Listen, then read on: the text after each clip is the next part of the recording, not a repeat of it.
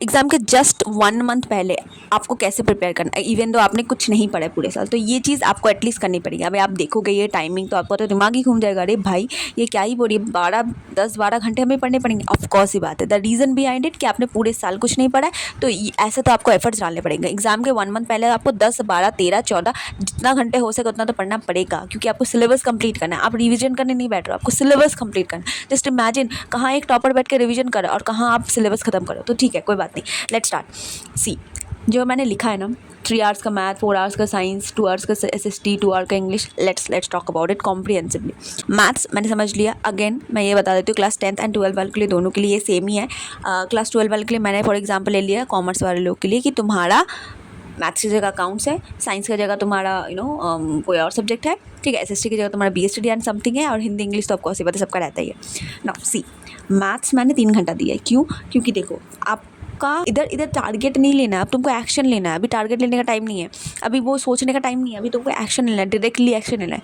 3 घंटे मुझे मैथ्स लेना। नाउ कैसे स्टार्ट करना है? सी, तुमको 7 डेज में तुमको ईजी चैप्टर्स खत्म करने हैं। क्योंकि देखो अगर तुम पहले हार्ड सब्जेक्ट लोगे, पहले अगर तुम हार्ड चैप्टर्स उठाओगे, उसके बाद तुमको समझ में नहीं आएगा, तुम डीमोटिवेट हो जाओगे, वो जो तुमने टाइम दिया उसमें वो वेस्ट चला जाएगा। तो एटलीस्ट तुम ईजी चैप्टर्स कर लोगे, तो इससे क्या होगा कि आपको आइडेंटिफाई हो जाएगा कि हाँ भाई एटलीस्ट कुछ तो मार्क्स स्कोर कर सकते हैं ना, एटलीस्ट कुछ तो स्कोर कर सकते हैं। ऐसा तो नहीं होंगे 0 करेंगे, एकदम फेल करेंगे, नो। तो देखो अभी तुम कैसे आइडेंटिफाई करोगे कौन सा हार्ड चैप्टर है, कौन सा आपका ईजी चैप्टर है और कौन सा इंपॉर्टेंट चैप्टर है, ठीक है। कैसे पता करोगे? ChatGPT है तुम्हारे पास, जेमिनाई है, just ask to ChatGPT Gemini कि मेरा मैथ्स का, मेरा अकाउंट्स का सबसे ज़्यादा easy and most important chapter कौन सा है जिससे मेरे क्वेश्चन ज़्यादा आते हैं।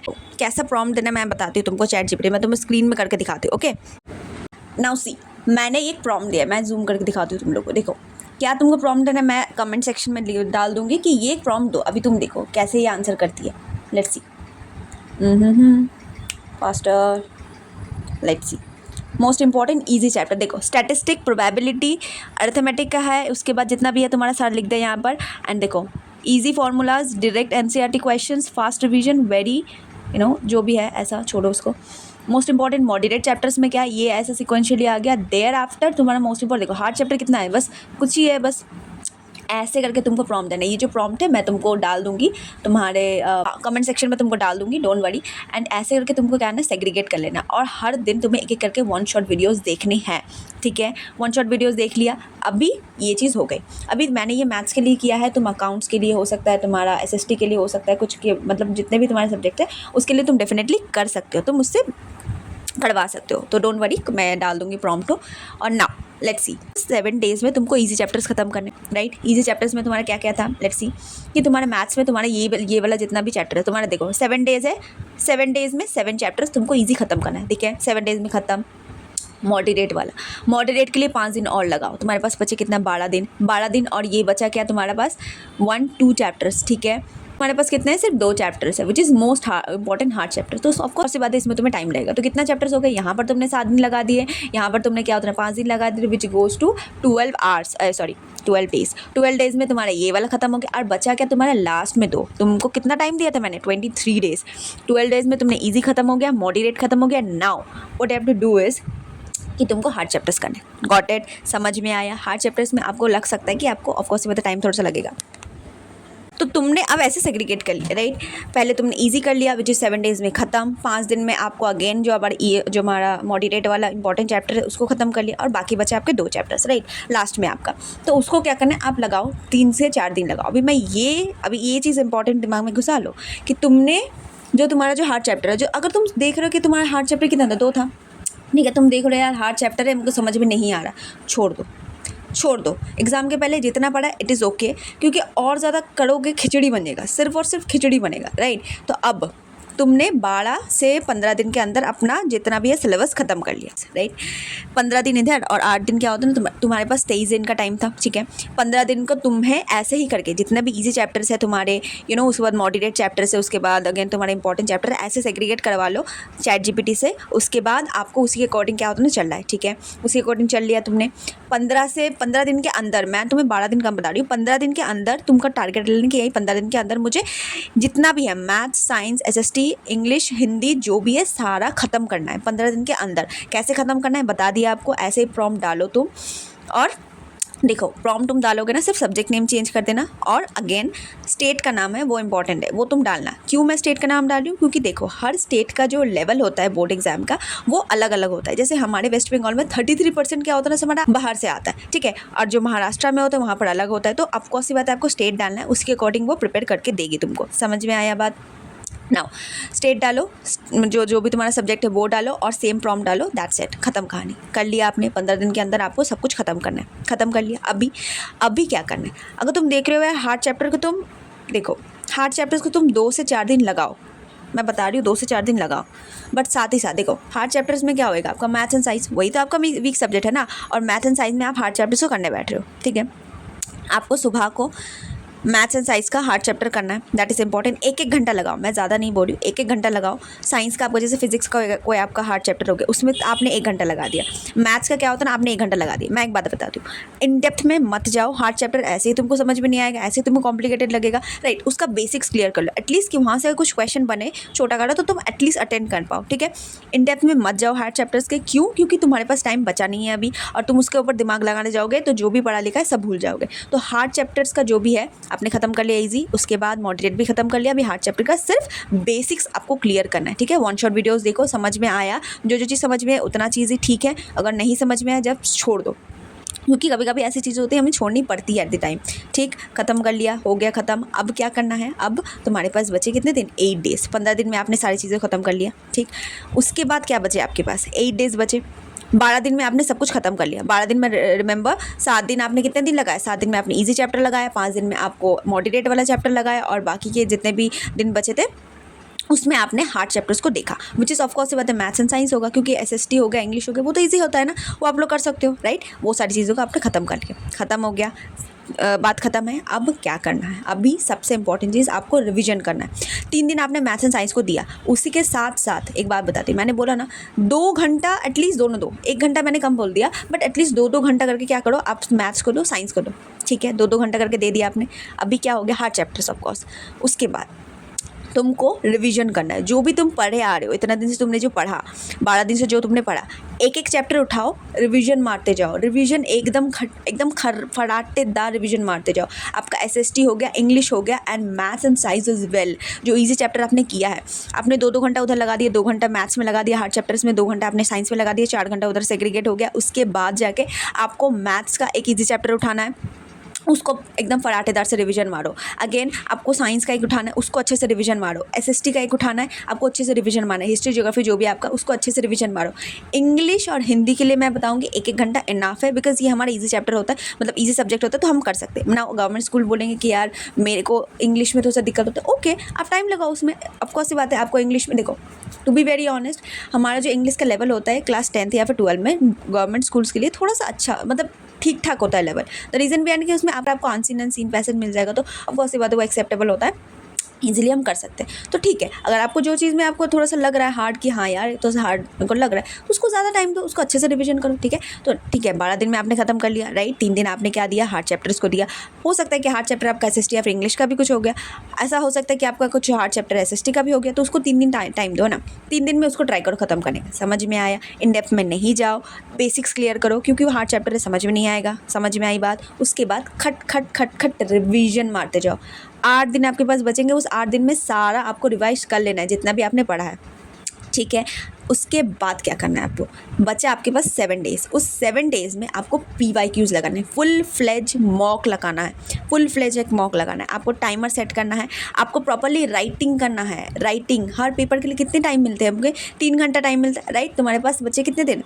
7 दिन बचे। तुम्हारे पास कितने सब्जेक्ट हैं? मैथ्स है, साइंस है, एसएसटी है, इंग्लिश है, हिंदी है। हर एक दिन आपको 2-2 सब्जेक्ट का मॉक लगाना है, एंड फुल फ्लेज, मैं बता रही हूँ, एकदम पैनिक जो होता है ना आपका एग्जाम के पहले, वो एकदम दूर भाग जाएगा। The reason behind it, topper क्यों नहीं डरते एग्जाम के जाने से पहले? द रीज़न बिहाइंड कि उन्होंने इतना ज़्यादा मॉक लगाया, इतना ज़्यादा PYQ सॉल्व किया कि उनको पूरा एग्जाम जैसा फीलिंग उन्हें पहले ही कर लिया है। तो जब वो एक्चुअल में रियल एग्जाम देने जाते हैं उन्हें बिल्कुल डर नहीं लगता। तो आपको भी वही करना है बेटा। 7 डेज़ आपके पास बहुत इंपॉर्टेंट है। द रीज़न, और ये 7 डेज़ में आपको 2-2 सब्जेक्ट का मॉक लगाना है हर दिन। आपके पास कितने सब्जेक्ट है? आपके पास फॉर एग्जांपल मैथ्स है, लाइक अगेन मैं बताऊँ कि मैथ्स है, उसके बाद साइंस है, एसएसटी है, इंग्लिश है, ठीक है, आपके पास एंड हिंदी है, तो विच इज़ 5 डेज़। तो आपको हर दिन 2-2 करके मॉक लगाने हैं, 2-2 करके, सॉरी PYQs लगाने, नॉट मॉक, PYQs लगाने, ठीक है। तो मैथ्स का मॉक मैं बताऊंगी आपको, हर दिन लगाओ। अगर आप अकाउंट्स के स्टूडेंट हो, अगेन अकाउंट्स का भी जो होता है ना आपका मॉक, हर दिन लगाओ। और बाकी science and SST and English proper full fledge लिख के रखना है, आपको लिख के करना है। ये जो रट रहे हो मॉक्स लगा, देखो PYQs लगाने का मतलब ये नहीं है कि आप उसको ताक रहे हो, निहार रहे हो, नहीं, आपको उसको प्रॉपरली लिखना होता है। एंड या सिर्फ PYQs लगाए जरूर नहीं, आपको रात को रिवीजन भी करना है। मैंने क्या बोला, आपको 12-13 घंटे पढ़ने ही पड़ेंगे एग्ज़ाम के पहले, और ऑफकोर्स ये बात एग्ज़ाम के 1 वीक पहले ऑफकोर्स ये बातें पढ़ना ही पड़ेगा। आपको मैथ्स का हर दिन एक PYQ लगाना ही लगाना है, और दूसरा कोई एक सब्जेक्ट ले लो, ठीक है, उस सब्जेक्ट का आपको फुल फ्लेज PYQ लगाना है, लगा लिया। उसके बाद आपको रात को बैठ के सारा चीज़ रिवाइज़ करना है, आपको पुरानी चीज़ों को भी रिवाइज़ करना है, जिससे क्या होगा, आप जितना रिवाइज़ करोगे ना उतना ज़्यादा अच्छा आपके दिमाग में चलेगा, ठीक है। ये सारी चीज़ें करो। आई डेयर टेल यू कि आपका मार्क्स इंक्रीज़ होगा। आप जो डर रहे होते ना कि यार मैं फेल हो जाऊँगा, ये हो जाऊँगा, अगर ये चीज़ कर रहे हो ना, थोड़ा सा मेहनत करो, एफर्ट डाल रहे हो ना, आई डेयर टेल यू कि मार्क्स में इंक्रीमेंट होगा और आपको रिजल्ट्स अच्छे देखने मिलेंगे, ठीक है, क्योंकि आपने इजी चैप्टर्स भी ख़त्म किया है, मॉडरेट वाला भी ख़त्म किया है, आपने शॉर्ट नोट्स भी बनाए हैं, आपने मैथ्स भी कंटिन्यूसली प्रैक्टिस किया, आपने PYQs लगाए हैं, एंड येस आपने फुल फ्लेज क्या होता है ना इन्वायरमेंट में क्रिएट करके आपने PYQs लगाए। और एक बात बताती हूँ, खुद से धोखा मत दो। मैंने भगवद गीता में आज ही कुछ दिन पहले पढ़ा था कि अगर आप कोई काम कर रहे हो और आप उसमें आपका मन ही नहीं है, आपका फोकस ही नहीं है, आपका दिमाग कहीं और है, आप काम कर रहे हो बट आपका दिमाग कहीं और है, तो आप खुद से धोखा दे रहे हो। क्योंकि ये जो 1 मंथ है ना, अगर इस टाइम में भी आपने ऐसा मतलब कोढ़ियाबंदी कर दी ना यार, बहुत ज़्यादा पछताओगे, बहुत ही गंदा पछताओगे। तो ये जो 1 मंथ है प्रॉपरली यूटिलाइज़ करो, हर एक दिन आपको एफर्ट्स मारना। एंड येस, आप इतना ज़्यादा लोड ले रहे हो, मैं एक बात बताती हूँ, तुमको प्रॉपरली वाटर अपने रूम में एक बॉटल, बड़ा सा बॉटल लो, उसमें पानी 1 बॉटल रखना ही रखना है, बिकॉज आपको हाइड्रेटेड रहना बहुत ज़्यादा ज़रूरी है। ऑफकोर्स ये बात है, आप इतना पढ़ोगे तो दिमाग एग्जॉस्ट होगा, तो आपको छोटे छोटे ब्रेक्स भी लेने। मैं ये नहीं बोली कंटिन्यूसली 3 घंटा पढ़ते जाओ, कंटिन्यूसली 4 घंटा पढ़ते जाओ, नो, ब्रेक्स में 5 से 10 मिनट का ब्रेक, दैट्स इट, उससे ज़्यादा नहीं। 3 घंटा पढ़ रहे हो, आपने 2 घंटा या फिर 1.5 घंटा पढ़ा, उसके बाद सिर्फ 5 मिनट का ब्रेक लिया, उसके बाद फिर से पढ़ने बैठ गए। क्योंकि देखो, माइंड को भी तो उसे फ्रेश करना ज़रूरी है, बट द सेम टाइम हमारा एग्जाम भी तो है, उसको भी तो देखना है ना। तो आपको ब्रेक छोटे छोटे लेने हैं, 5 से 5 मिनट, उससे ज़्यादा नहीं, उससे ज़्यादा नहीं, प्लीज़ 5 मिनट, दैट्स इट। और बाकी आपको हाइड्रेटेड रहना ही रहना है। आपको प्रॉपरली 1 बॉटल पानी रखो अपने रूम में, ठीक है, खुद को हाइड्रेटेड रखो, ठीक है। और बाकी फ्रूट्स वगैरह खाया करो। द रीज़न बिहाइंड इट कि इस टाइम में आपको बॉडी को थोड़ा सा एनर्जी चाहिए, आपका बॉडी को बहुत ज़्यादा एनर्जी चाहिए होता है, तो लाइट फूड खाया करो। अभी तुम जब पढ़ने बैठोगे ना, तो तुम कुछ हल्का खाना खा के बैठो। हो सकता है कि आप 3 चपाती खाते हो, 3 रोटी खाते हो, तो आप उसको 1 कर दो। द रीज़न बिहाइंड इट कि देखो, आपको ज़्यादा एफर्ट्स पुट करने होते हैं, तो उसके लिए क्या होता है ना, अगर आप ज़्यादा खा लोगे तो आपको नींद आएगी, तो थोड़ा सा कम खाया करो, ठीक है। इस टाइम में थोड़ा सा कम खाया करो। बोले आप डेफिनेटली सोच रहे हो कि ये क्या ही बोली है, ये लड़की पागल हो गई है क्या, खाना भी कम करवा रही है, ऊपर से इतना पढ़वा रही है, क्या ही करूँ मैं। आप 1 मंथ पहले आप बोल रहे हो कि मुझे पूरा सिलेबस ख़त्म करना है, तो आपको सी बात है, करना तो पड़ेगा, राइट। तो उसके बाद अगेन मैं ये बताती हूँ कि फ्रूट्स खाया करो। आप ना, जो हमारा जो मील होता है, लाइक हमारा रोटी हो गया, भात चावल हो गया, तो उससे क्या होता है, हमें नींद आने लगती है, बहुत ज़्यादा खा लेंगे ना। तो आपको क्या करना है, एकदम लाइट करके खाना है। मतलब अगर आप 2-3 खाते हो चपाती, तो आप 1 ही खाओ, ठीक है। और बाकी आपको फ्रूट्स खाना है, ठीक है। फ्रूट्स प्रॉपरली खाओ, क्योंकि फ्रूट होता है कि ईजिली डाइजेस्टेबल होता है, एट द सेम टाइम में एनर्जी भी देता है, ठीक है। तो फर्स्ट आपको हेल्थ का भी ध्यान रखना है, आपको हाइड्रेटेड रहना है, राइट। टाइम टू टाइम पानी पीते रहो। अगेन आपको लाइट फूड खाना है, फ्रूट को ज़्यादा कंज्यूम करो, ठीक है। ये चीज़ हो गया ना। ये तो हो गई आपका रूटीन, क्या कैसे करना है, क्या लिख दिया। 1 शॉट आपको लेक्चर्स देखने हैं, फार्मूलाज, हाँ फार्मूलाज वेरी वेरी इंपॉर्टेंट। आप जो फार्मूलाज बनाओगे ना, कंटिन्यूसली आपको उसको रिवाइज़ करते जाना है। आपका है ना, डेट्स वगैरह है, उसको हर दिन आपको देखो। जब भी आप रिवीजन करने बैठे हो ना, तो सबसे पहले मैथ्स का रिवीजन कर रहे हो ना, सबसे पहले फार्मूलाज़ को रट लो। क्यों फार्मूलाज़ को इसलिए एक बार रिवीजन मान लो कि जब आप मैथ्स करने जाओ आप अटके ना, ठीक है। उसके बाद आपका डेफिनेशन, आपका ऐसा होता है कि डेट्स वगैरह, आप एसएसटी करने जा रहे हो, हिस्ट्री करने जा रहे हो, ज्योग्राफी करने जा रहे हो, तो आपको क्या होता है, डेट्स वगैरह रहते हैं, सबसे पहले उसी को रिवाइज़ करो, ठीक है। उसको रिवाइज़ कर लिया, thereafter go for the next. जितना तुम सीक्वेंस के साथ पढ़ोगे ना, जितना तुम एक्चुअल में स्ट्रक्चर्ड वाइज पढ़ोगे ना, उतना अच्छा होगा आपके ब्रेन के लिए अंडरस्टैंड करने में। समझ में आई बात? समझ में आई? Now don't worry, now please don't do these mistakes वाली your exam. Watching motivational video, भाई अभी आपको मोटिवेशन की नहीं, अभी आपको एक्शन की ज़रूरत है, तो don't waste your time watching motivational video please. बहुत सारे बुक्स मत खरीदो, वन शॉट्स के ऊपर डिपेंड रहो। आपके पास जो बुक है, रेफरेंस बुक है, उससे काम चलाओ, वही आपके लिए सफिशिएंट होगा। कम पढ़ो, अच्छे से पढ़ो, प्रॉपरली रिवीजन करो, that is very important. Studying randomly, मैंने पहले ही बता दिया आपको, चैट जीपीटी से, जेमिनाई से, जो आपको अच्छा लगता है उसमें जाके आपको क्या करना है, अरे हाँ, उसमें जाके क्या करना है आपको, सबसे पहले डिफाइन कर लेना कि क्या क्या आपका इंपॉर्टेंट चैप्टर है, क्या आपका इजी चैप्टर है, मॉडरेट है, सब आपको डिफाइन कर लेना है। उसके बाद ही स्टडी, कुछ भी पढ़ रहे हो आप, पढ़ने तो बैठ रहे हो, कुछ भी पढ़ ले रहे हो, नहीं चलेगा। वहाँ से क्वेश्चन आता ही नहीं है तो आप क्या करोगे उसको पढ़कर? रैंडमली नहीं पढ़ना है, वेरी इंपॉर्टेंट। इग्नोरिंग डिवीजन, आप सिर्फ पढ़ रहे हो, सिलेबस खत्म करो। मैंने पहले बताया 12 दिन तो आपको ऑफकोर्स सी बात है सिर्फ easy chapter, easy and moderate वाला खत्म करो, 3 दिन में हार्ड पकड़ो, उसके बाद से कंटिन्यूसली डिवीजन करते जाओ। साथ एग्जाम के जो 1 वीक पहले मैंने बताया PYQs लगाने हैं आपको, उसके साथ साथ आपको रिविजन भी करते जाना है। अगर रिविजन इग्नोर करे हो ना, बहुत ज़्यादा पछताओगे। मेरा आपसे रिक्वेस्ट है, ये सारी मिस्टेक्स एटलीस्ट मत करो, प्लीज़ मत करो। एंड अभी आप समझ रहे हो ना, एक चीज़ बताती हूँ, ये सारे मिस्टेक्स आपको नहीं करना। नाउ अगर मैं देखो वो वेरी वेरी इंपॉर्टेंट, मैं तो भूल ही गई बताने।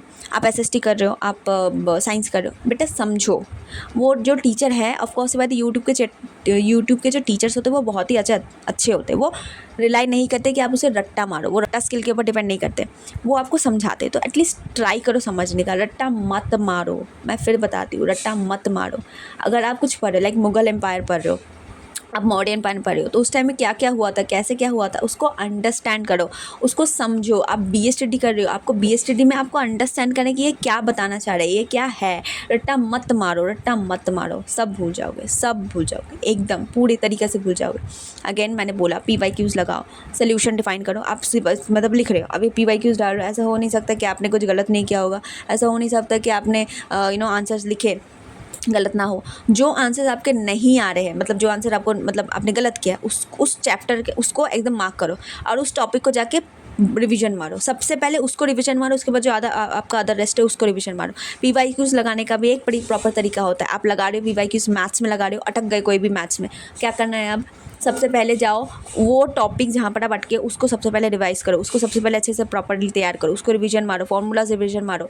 आपका SST में, हिस्ट्री में, ज्योग्राफी में कहीं भी अगर अटक रहे हो, सबसे पहले उस टॉपिक को जाकर रिवीजन मारो, उसके बाद रेस्ट को रिवीजन मारो, क्योंकि आपको रिवीजन हर दिन मारते जाना है, हर दिन रिवीजन करते जाना है। That is very very important, right. So do this things, I dare tell you कि आपका मार्क्स इंक्रीज़ होगा। और अगर आपको कोई भी रिलेटेड डाउट है, कुछ भी है, तो आप do let me in the comments below. See in the next one, and मैं प्रॉम्प्ट डाल दूँगी, डोंट वरी, ठीक है। और see in the next one, bye bye, have a good day. शांति से, एकदम शांत दिमाग से एग्ज़ाम देने जाना, कोई टेंशन मत लेना, ठीक है। शांति से, एकदम शांत दिमाग से एग्ज़ाम देने जाना, जितना पढ़ा है उतना ही ऊपर रिलाई करना। और येस, सेंटर में जब जाओगे बेटा, प्लीज़ एक बॉटल पानी लेके जाना, वेरी इंपॉर्टेंट। और या बुक्स लेके जाओ, डेफिनेटली लेके जाओ, क्योंकि कभी कभी होता है कि हमारे दिमाग में कुछ आ रहा है और हमारे दिमाग से कुछ स्लिप कर रहा है, हमारे दिमाग में आ जाए पर स्लिप कर रहा है, पर हमें उसे देखना पड़ता है। आप उसे खोल कर देख लो। बट वो जो सेंटर में जाके आप उसे ऐसे ढंग मार रहे हो, ऐसा जो दिखावा कर रहे हो ना कि मैं पढ़ रहा हूँ, भाई वो चीज़ मत करो। सेंटर के बाहर में भी आप पढ़ रहे हो, नहीं, वो चीज़ मत करो। जितना पढ़ के ऑफकोर्स सी बात है, आप अब एग्ज़ाम देने जाओगे उसके सुबह को, तो आप ऑफकोर्स सी बात रिवीजन करोगे ना, सुबह को रिवीजन करो या फिर पूरा रात करो। मैं रात को करती थी, उसके बाद सो जाती थी, उसके बाद सुबह उठ के एग्ज़ाम देने चली आती थी। अगर आप प्रेफर करते हो नहीं मुझे सुबह उठ के करना है, 3 बजे सुबह उठ कर मुझे रिवीजन करना है, तो आप कर सकते हो। अगर ऐसा हो सकता है कि आप आप नहीं, आप बोलोगे नहीं मैं 8 बजे पढ़ने बैठूंगा रात को और मैं उठूंगा 2 बजे, ऐसे रिवीजन करूंगा मैं, तो ठीक है, कर सकते हो, कोई दिक्कत नहीं है, तुम्हारे ऊपर है। तो आप क्या करोगे वो तुम्हारे ऊपर है। एंड या एटलीस्ट 5 से 6 घंटे का नींद लो, विच इज़ इंपॉर्टेंट, ठीक है। और प्रॉपर्ली रिवीजन करके जाओ अपने एग्ज़ाम देने से पहले। सेंटर में जाके वो दिखावा मत करो कि मैं पढ़ रहा हूँ, नहीं। और उसके बाद आपको सारी चीज़ें जितना भी आपका मटेरियल चाहिए वो सारी चीज़ों को आप ले लो। अपने बेड नहीं, अपने बेंच में जाकर रख दो, ठीक है। उसके बाद 5 से 10 मिनट आपको मिलता है ना, ऑफकोर्स ये बात है, टाइम से पहले ही पहुँचोगे सेंटर में, 5 से 10 मिनट मिलते हैं, उसमें आपको वो आपका जो सेंटर है उसका, वो जो स्कूल है उसको आपको घूमना है मतलब कि आपने इतना ज़्यादा स्ट्रेस लिया, ठीक है, पूरे महीने आपने बहुत ज़्यादा स्ट्रेस लिया, तो थोड़ा सा रिलैक्स करो। कैसे? एग्ज़ाम के बस 5 से 10 मिनट, मतलब ऑफकोर्स ये बात है, सारा जितना भी आपने बेंच में रख लिया, उसके बाद सारा पहले देख लो कि आपने सारा कुछ लाया है कि नहीं, सारा जितना भी आपको जो चीज़ चाहिए सारा कुछ लाया कि नहीं। उसके बाद अपने दोस्तों के साथ जाओ, वो सेंटर में पढ़ने वाला दिखावाबाजी बिल्कुल ना करो, बाहर निकलो, थोड़ा सा माइंड को थोड़ा सा रिलैक्स करो, क्योंकि अगर आप फिर जाओ जब लिखने एग्ज़ाम पेपर जब लिखने जाओ तो थोड़ा सा रिलैक्स फील करो और रिलैक्स फील लिखो। कोई टेंशन वाली बात नहीं है, बोर्ड एग्ज़ाम उतना भी हार्ड नहीं होता।